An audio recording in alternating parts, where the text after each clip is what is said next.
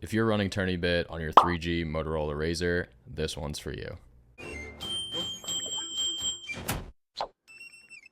Hey everyone, it's Mike from TourneyBit. It's a holiday weekend in the US. I still wanted to get this update out to go through some of the things I've been working on this week, so let's get right into it. First, I want to cover some performance related improvements. This is in response to feedback, particularly from folks that are in regions that are farther away from where the main TourneyBit platform database is.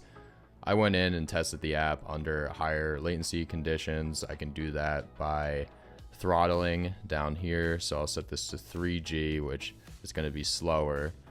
So one of the things I did is that when you click one of these buttons or, change the score or whatever, that triggers a network operation under the hood. I made sure that these are queued in an order that makes sense and that you don't have them fighting with each other. So let me just click around here. Update this, update this, update this, update this, declare winner. So pay attention over here to my updates being applied. You see they're going through. Okay, one of the winner calls should go through. Oh, and then we're on to the next round. Cool. I guess without knowing what it looked like before, that doesn't look like much, and it just looks like it's running really slow because I'm throttling it. However, this is a big improvement for the UI side to kind of compensate for higher latency conditions. So excited about that, especially since we have customers in many regions. Now, long term, there's going to be a bigger fix for that. It's just a bigger architectural shift. So look out for that in the next few months, I'll say.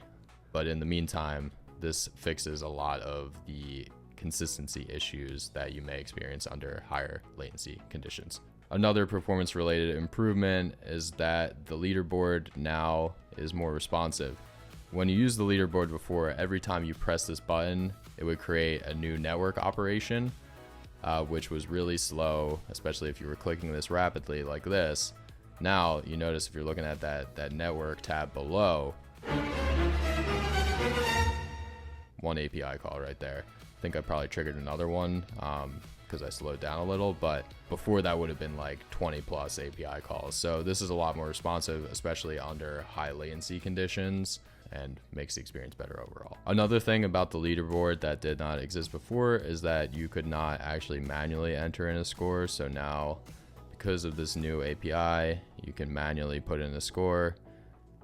So if you have large leaderboard scores or you're playing some game that you're keeping track of points and they're big point values, you can enter those in and you don't have to click this button 10,000 times. So nice. And finally, the last thing I want to cover is we have started to restructure the player profile a little in preparation for scheduling features for players. So the ability to see what matches they have coming up, what tournaments they have coming up.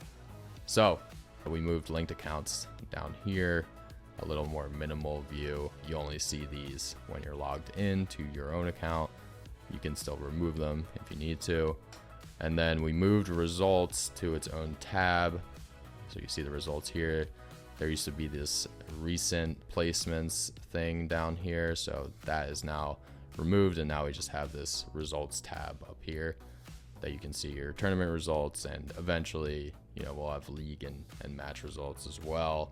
The reason for this was so we could add more tabs up here for different views, like a schedule, for example.